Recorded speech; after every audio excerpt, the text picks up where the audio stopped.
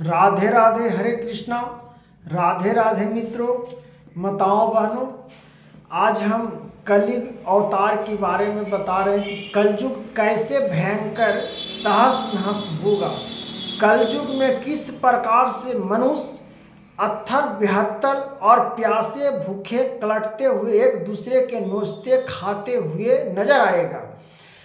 जिस प्रकार से आज गिद्ध को, कुत्ते को जिस प्रकार से नोचते खाते हुए मांसों को खाता, उसी प्रकार से मनुष्य कलयुग में, जो भयंकर कलयुग आने वाले हैं, उस युग में हर प्रकार से मनुष्य किसी को नहीं पहचानेंगे और क्या खा रहे हैं, क्या पी रहे हैं, और अज्ञात ज्ञान नहीं प्रकट होगा। कलयुग का इतना भयंकर आएगा और आप वर्णन नहीं कर सकते हैं। जो श्री कृष्ण भगवान जाते जाते, जब पृथ्वी लोक से श्री कृष्ण भगवान जा रहे थे, तो उसी समय कह दिए थे कि कलयुग ऐसा भयंकर आने वाले हैं, मैं जा रहा हूँ अपना बैकुंठ धाम। जो भगवान श्री कृष्ण जी प्राण त्याग कर बैकुंठ धाम को चले गए थे, तो उसी समय कली अवतार का अवतर हुआ था। इतना भयंकर कलयुग होगा कि कलयुग में अंत कितना भयानक होगा, श्री कृष्ण ने बताया। सच्चाई कलयुग का पुराण की कथा है। जो कलयुग में जिस प्रकार से भयंकर रूपों से आप देख सकते हैं, ना आपका बेटी बहू माँ बहन किसी को नहीं पहचान पाएगा। एक समय ऐसा कि सब जल अस्त व्यस्त और वायु सब प्रदूषण ठप हो जाएगा, पानी पीने के लिए नहीं मिलेगा। एक तत्व जो आप जीवित हैं, जो वायु हम लोगों को प्रदूषण, जो उस प्रकार से वायु स्वस्थ ना मिलके प्रदूषण इतना फैलेगा कि जीना हराम कर देगा और सांस घुट घुट कर जीवन मरना प्रारंभ कर देगा। धरती फटना प्रारंभ हो जाएगा, धान उपजना बंद हो जाएगा, गेहूं उपजना बंद हो जाएगा, क्योंकि 5000 वर्ष बीत चुका है। 5000 बीत जाएगा, कुछ शेष बच रहा है। 5000 वर्ष की बात है और अभी लगभग 4000 31,000 वर्ष, इस प्रकार से हजारों वर्ष का में वेदों में दिया हुआ है। और कुछ इस प्रकार से जो 4041,100 इस प्रकार से वर्णन किया हुआ है। कुछ वेदों में 31,012 वर्ष वर्णन किया हुआ है। इस प्रकार से वर्णन किया हुआ है। जो कलयुग में तहस नहस प्राणी एक दूसरे का आकांक्षा के रूप में मार दौड़ने का प्रयत्न करेगा, और जैसे गिद्ध चील एक दूसरे का चंग पुंग में खा जाता है, उसी प्रकार से मनुष्य ऐसा चंडाल हो जाएगा कि जीवन में न रिश्ता देखेगा, न कौन अपना है कौन पराया है। इस प्रकार से जीवन का जो कलयुग, जो भयंकर जो कलयुग उत्पन्न खत्म होने वाला रहेगा, उस समय की बात कह रहा हूँ। उस समय ऐसा भयंकर उत्पन्न होगा, ऐसा भयंकर उत्पन्न होगा कि जीवन का ग्रंथ कोई काम नहीं देगा। लोग पूजा पाठ करने से कतराना प्रारंभ कर देगा, पूजा पाठ में मन नहीं लगेगा।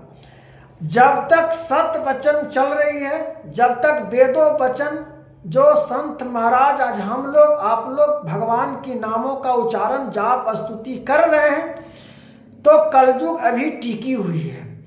जैसी कलयुग का सबका एक समय चक्र बनता है, फिर उसी प्रकार से जब सतयुग आरंभ हुआ था, फिर कलयुग समाप्त होकर फिर सतयुग का निर्माण होगा। नए सीरियल से फिर सतयुग का निर्माण होगा, तब फिर शुद्ध वातावरण, सब फिर वायु तत्व, पृथ्वी, सूर्य, इस प्रकार से फिर स्वस्थ विभाग और स्वस्थ मंत्री स्वस्थ पंत्रा, स्वस्थ भाई और स्वस्थ विधु, स्वस्थ प्रवान, शस्त्र जल, शस्त्र वायु, सब प्रकार से कली सब खत्म होकर और सतयुग का परंपरा और कथाओं के महत्व से और वेदों और पुराणों को महत्व से सब व्याप्त फिर सिद्धिकरण होकर और शुद्धि वातावरण में फिर सतयुग होगा। उस प्रकार से जिस प्रकार से सतयुग बीता, द्वापर त्रेता इस प्रकार से हुआ, फिर कलयुग का अवतार हुआ, इस प्रकार से फिर भटयुग का अवतार होगा। भटयुग ने तो कहना क्या है, भटयुग इस प्रकार से होगा कि उसका निर्ममता और उसका कारनामा देखने योग्य नहीं है।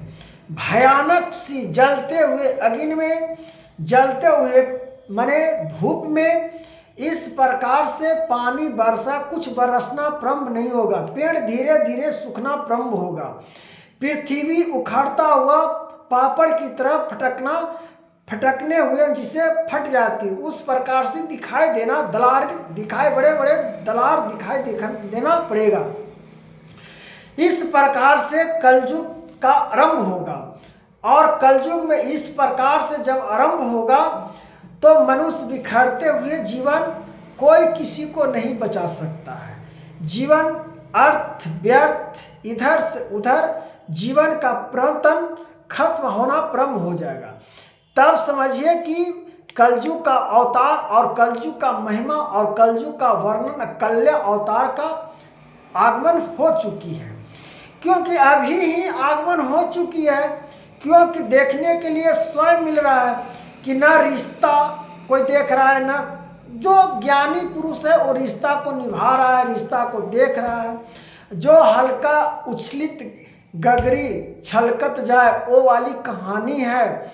जो थोड़ा सुन ज्ञान प्राप्त कर लिया और उसमें वेदों का उच्चारण और उसका महानता को नहीं समझा और उसका प्रेरणा को नहीं समझा, उस प्रकार से उथल पुथल जमीन जैसे हम ही लोग प्रदूषण को फैलाएंगे तो क्या वायुमंडल प्रदूषण को रोक पाएगा? जब तक सत्य चल रही है, जब तक वचन सत्य निकल रहा है, उस प्रकार से वायुमंडल और मन हर प्रकार से हम लोगों को भगवान रक्षा कर रहे हैं।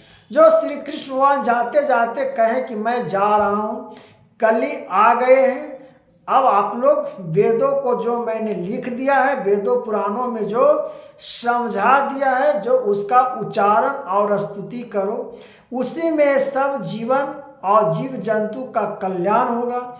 नहीं तो जीवन इस प्रकार से भटकेगा कि कभी मन करेगा कि मैं पढ़ूं, कभी मन करेगा कि काम करूं या ना करूं, ऐसे भावनाओं आपका उत्पन्न और जागरूकता होते रहेगा और माइंड में आपका नए नए प्रकार का चिंताएं, नए नए प्रकार को बातों को आपको आना जाना लगल रहेगा। इस प्रकार से मनुष्य तन जीवन में सुखी नहीं रह पाएगा। कितनों धन संपत्ति हो जाए, अगर जिसके पास हो, जिसके पास ना भी हो, वो भी बेचैन रहेगा। इस प्रकार से कथाओं और व्यर्थों में कहा गया है। इस प्रकार से वेदों पुराणों को जब पढ़िएगा, वो समय लिखा हुआ है, जो महिमा और वर्णों का उच्चारण, जो वेदों का उच्चारण है, वो तत्वों से समझिएगा तो जीवन का संघर्ष और जीवन का महिमा का वर्णन करते हुए ये व्याप्त होता है। तो कलियुग का मैंने इस प्रकार से कहा हूँ और इस प्रकार से सुनिए मित्रों, कलयुग की बातों को वर्णन है।